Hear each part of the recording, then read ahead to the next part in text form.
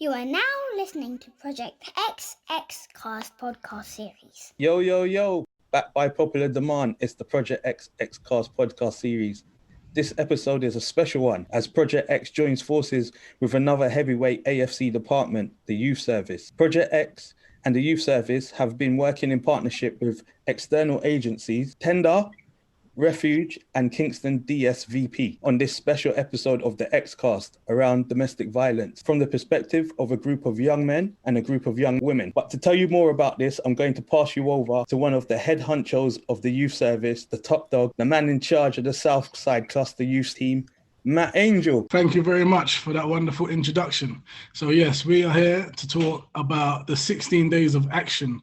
And I'll tell you a little bit about what that is. That is a campaign which is an important opportunity to raise awareness and call for changes at an international, national and local level to make women and children safe from abuse. It aims to continue the work to eradicate violence against women and girls. This year's theme in Kingston is around young people and their unique experiences around violence against women and girls. The purpose of this podcast is to discuss the gender stereotypes and how they negatively contribute towards violence against women and girls. We're going to discuss domestic abuse and what exposure young people have to this, discuss healthy relationships and what this means to young people, and to hear from young people themselves what they think is happening positively in society around violence against women and young girls. I'd just like to say that we recognise that all people can be victims of abuse. However, we do acknowledge that women and girls are disproportionately the victims.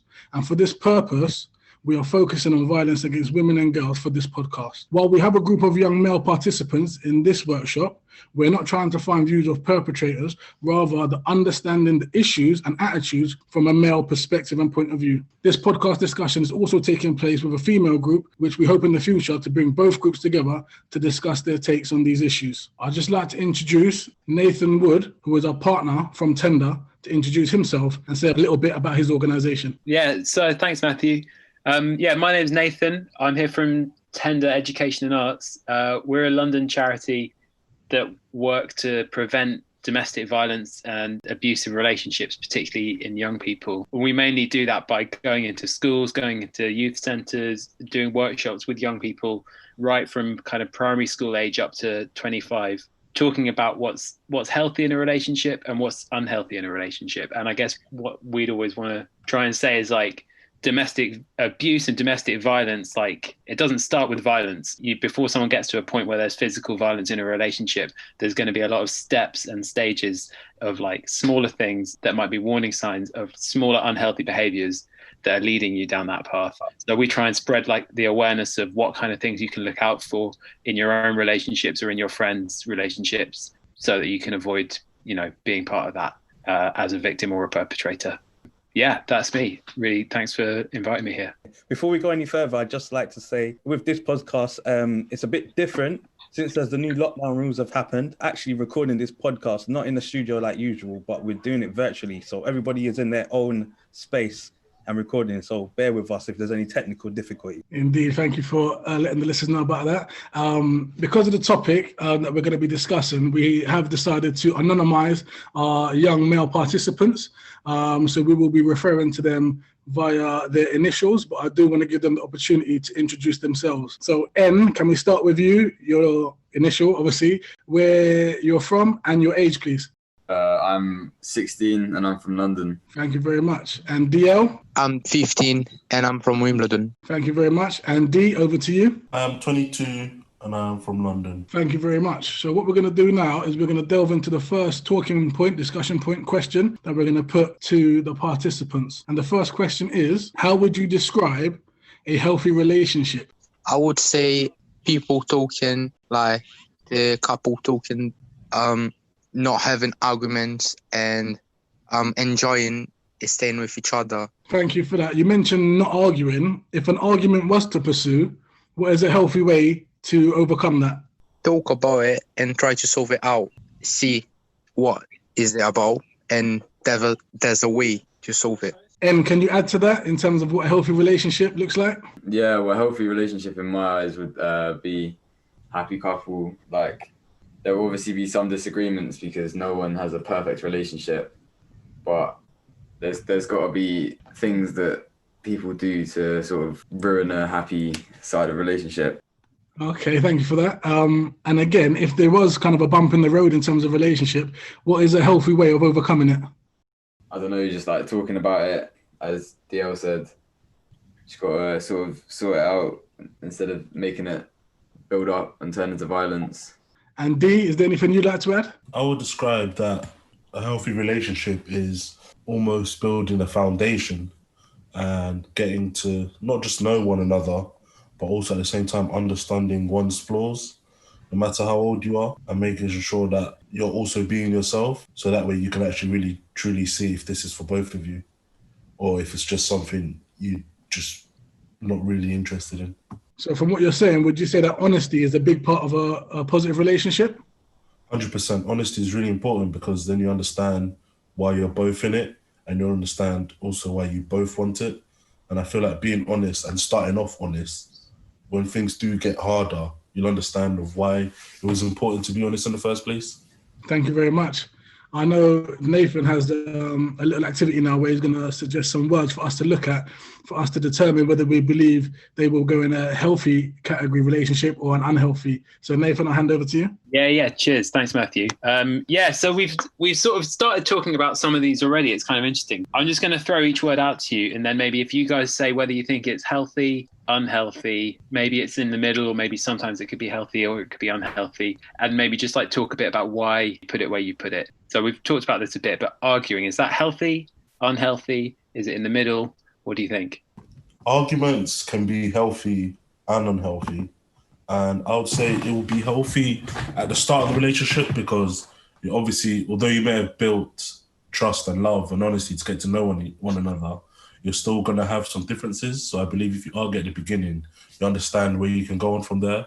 But I feel like if you've been going and dating for a while and a bit longer and you start arguing, unless the argument is like reasonable, say it's just little things, then you can go through it. But then if it's constantly arguing like every day and it's having an effect on you both, I would say you have to personally look on to potentially separating and understanding that maybe this is not the right time at the moment.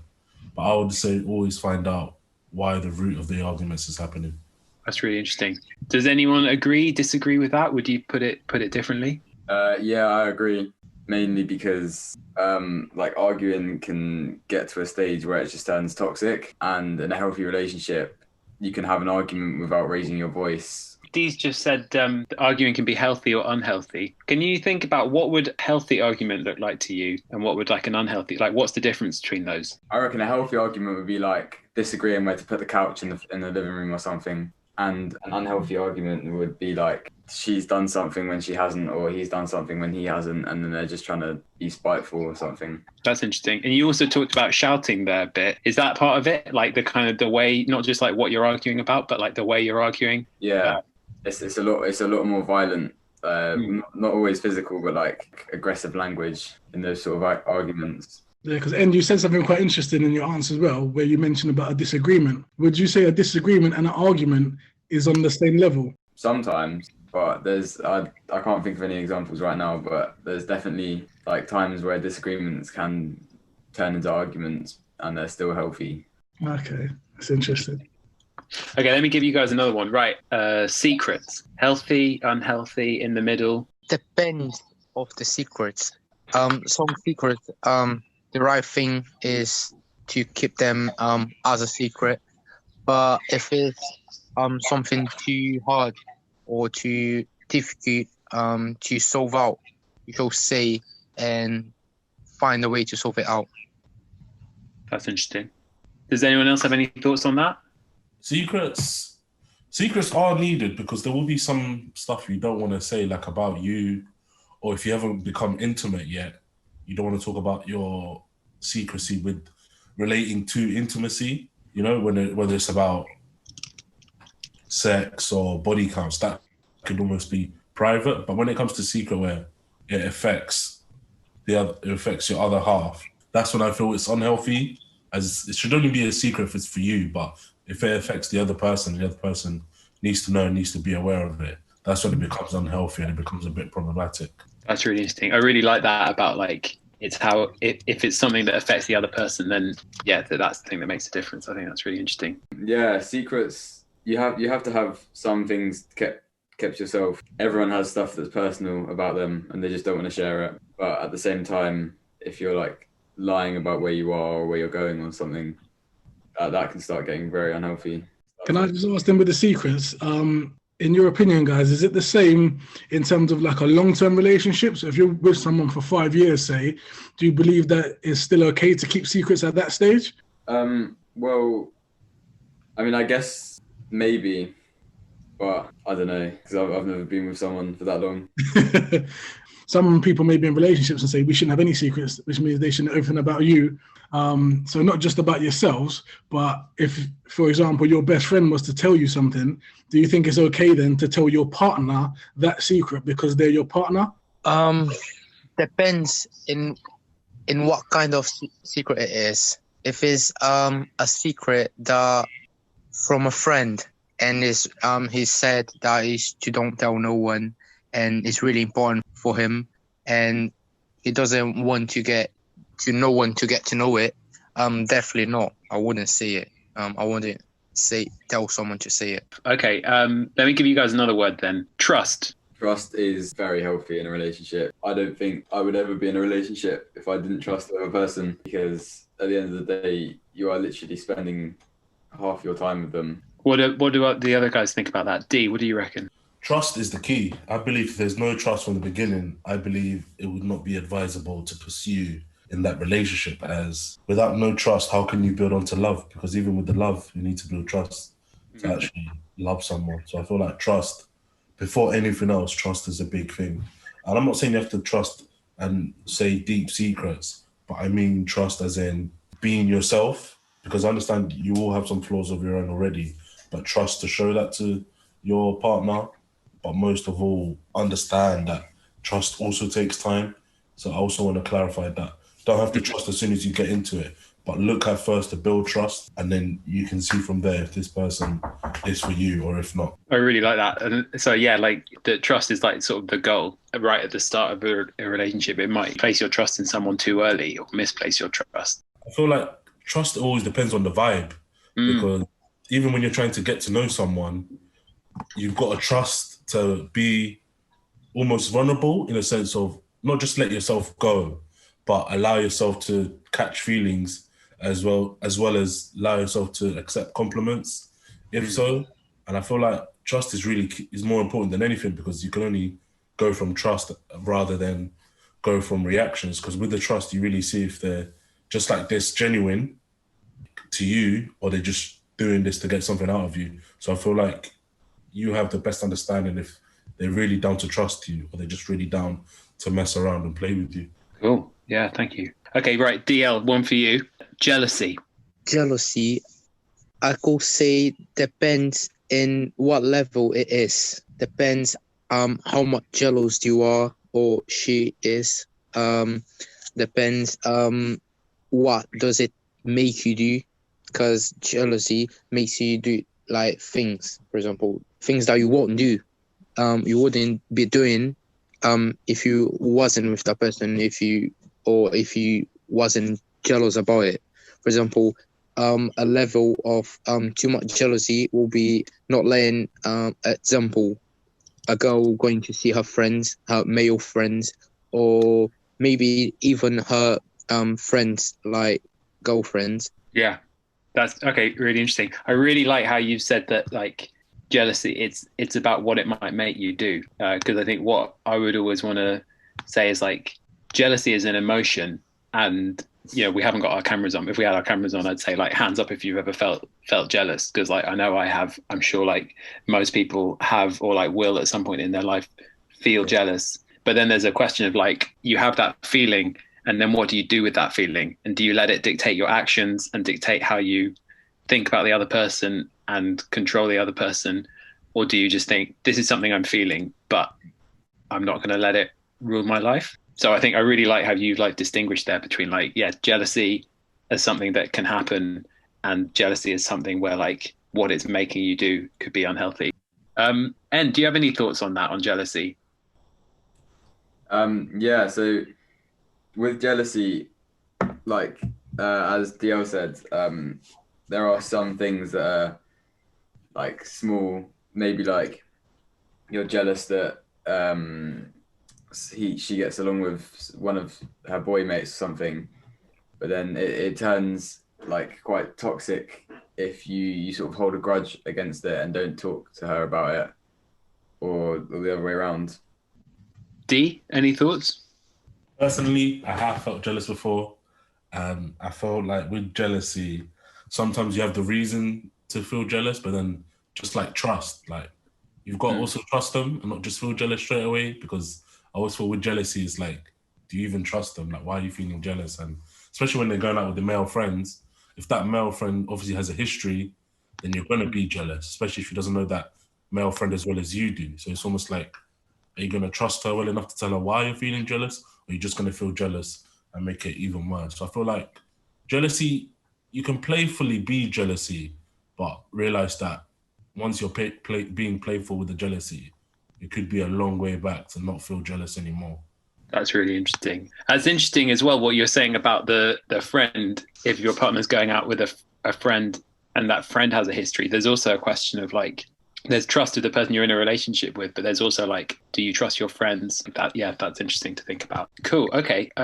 Two more of these then. Sort of touched on this earlier, and DL started to talk about it there, but I'm going to throw this over to N to start off with. What about control? Do you think control is healthy, unhealthy in a relationship? Is it in the middle? What would you think? Again, it sort of depends on what type of control it is. If it's like controlling one another to see someone that they can't or that they don't want to, then that's quite unhealthy. Sorry. So as DL said, like if someone's not letting you see someone, then they're just ruining your life basically, because you obviously want to see them, and like you can't have a partner who's trying to stop you from seeing who you want or wearing what you want. D, do you have any thoughts on that? Control? Control, try and stay away from it, because you're not really wanting to be controlled, unless if it's in other aspects of the areas, and if you're getting intimate, then that's an understanding. But I don't feel like anyone likes to be controlled, whether they're the male or the female, or especially the male mostly, or even, for example, the female. Like, you just most likely you'd want to get with someone for love and care and building a relationship. So when the word control or the actions control come into place, you kind of almost lose the way in the relationship, because then it's like you're trying to be a boss when all they do is just want you to be their other half and their better half. So I feel like control, there's never really a good thing for control. Like, if anything, it's only, like I said, if it's intimate and you're a fan of being controlled, if that makes sense. Yeah, sure. Well, so that's like a separate thing, isn't it? If that's like, because then you're talking about consent in sex and what people consent to, which is like a whole other conversation we can have. But I think I really like what you're saying about like in a relationship, like people are looking for a partner, not a boss. We would always talk in Tender about equal and unequal relationships. When we go into schools, we talk about how, you know, your relationship with a teacher is an unequal relationship, right? Like the teacher can say like, okay, you need to stay behind before class. The teacher gives you homework. You don't give the teacher homework. It's like that inequality is built into it, right? That there is like power on one side and not on the other, or the same with a boss at work or whatever. But if you have that dynamic in a relationship, we'd say that's always unhealthy, because, you know, that should be an equal partnership. DL, did you have any thoughts on that, on control? I think about control, we need to be careful a lot, because if you don't have self-control or just control about a situation, it's going to end up in a worse thing. It could end up in a good thing as well, but more probably to end up in a worse thing, such as violation and things like that. Yeah, absolutely. And so that point about self-control is really right, because absolutely, that's like definitely self-control you could see as a very positive thing, just in relationships or in life generally. I think also when we're talking about control in a relationship, one partner controlling the other, particularly here, you know, when we're doing this podcast to talk about domestic violence and violence against women and girls, one of the things we know in research that Tender and other organizations have looked at is control is often, we would say, at the root of most domestic violence. That actually, although perpetrators will often give excuses like, oh, I felt angry, you made me do this, like you shouldn't have acted that way. Like the reason at the root of it is that perpetrator wanting to exert control over their partner and maybe fearing that they're losing that control that they had, and they're using violence as a way to reassert it. Relationships don't start off violent. You don't go on a first date with someone and then there's like violence and the relationship continues. It's a process that is built towards. And often that first instance of violence will be in a relationship where one partner has been very controlling to the other. The victim then like tries to assert some independence or tries to leave. And that's the moment where the perpetrator is violent for the first time because they fear losing that control. So I think control is like a really important thing to think about when we're talking about unhealthy relationships, because I think it's quite dangerous. Okay, last one then. Throw this to D. Support. Do you say support? Is that like healthy, unhealthy? Is that something you want from a partner? 100%. You want to be supported in your good times, supported in your bad times, supported in general.